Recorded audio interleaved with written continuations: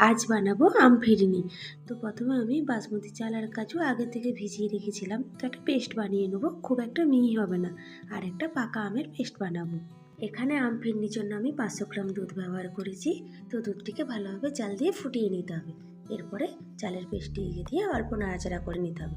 যখন অল্প ঘন হয়ে উঠবে তখন দিয়ে দিতে হবে স্বাদ মতো চিনি। তো ভালো করে নাড়াচাড়া করে নিলেই ঘন হয়ে যাবে। তারপরে দিয়ে দিতে হবে এলাচ গুঁড়ো। ফিরনিটি ঠান্ডা হতে দিতে হবে। ঠান্ডা হয়ে গেলে আমের পেস্টটি ভালো করে মিশিয়ে নিতে হবে। ভালোভাবে মেশানো হয়ে গেলে মিশ্রণটি একটা পাত্রে ঢেলে দিতে হবে। তারপরে দিতে হবে কয়েক টুকরো পাকা আম আর পেস্তা কুচি।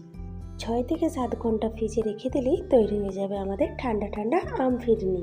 এই অতিরিক্ত গরমে বাড়িতে তৈরি ঠান্ডা ঠান্ডা আম ফিরনি খান, এতে শরীর আর মন দুটোই ভালো থাকবে।